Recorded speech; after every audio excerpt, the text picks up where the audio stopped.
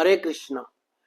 विपत्ति व्यक्ति पे कभी भी किसी भी तरह से आ सकती है, लेकिन ऐसे में ना तो धैर्य खोना चाहिए और ना हिम्मत हारनी चाहिए। भगवान श्री कृष्ण ने खुद भी कहा है, हिम्मते मदद मदद खुदा।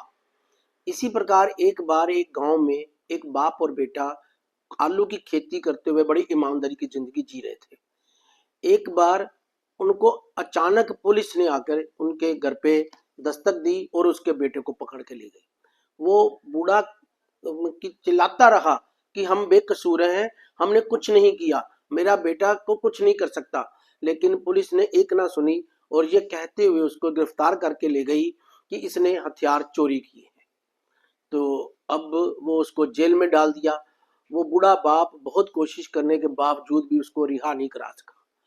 इतने में समय बीता गया और गांव में दोबारा आलू बीजने का समय आ गया। अब आलू बीजने के लिए वो अकेला पड़ गया, ना तो खेत को खुदा सका और ना ही उसमें आलू बीज सका।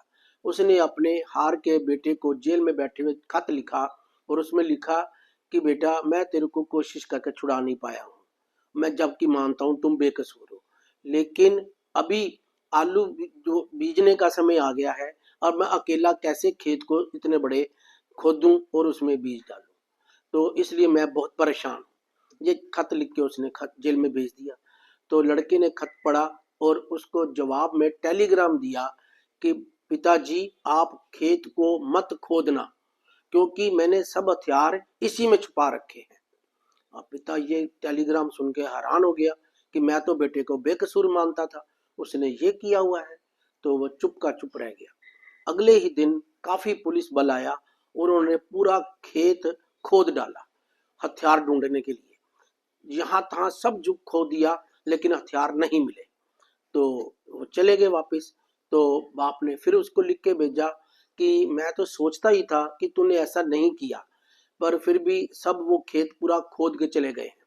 तो बेटे ने अगले जवाब में उनको भेजा लिख के कि आप अब बड़े आराम से आप इसमें आलू के बीज डाल दीजिए, क्योंकि ये खेत जो था आप नहीं खोद सकते थे, अब खुद गया है, तो मैं थोड़े ही दिनों में वापस आ जाऊंगा।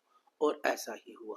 इस प्रकार हम देखते हैं कि मुसीबत तो उस परिवार पर आई, बाप बेटे पर उन्होंने अपना विवेक नहीं खोया लड़के ने, और विवेक से वो अपनी बुद्धि के साथ उसने खेत वहां बैठे ही पूरा खुदवा दिया और खुदवाने के बाद वहां पर अपना सारा बीज भी लगवा के आलू की खेती करवा ली।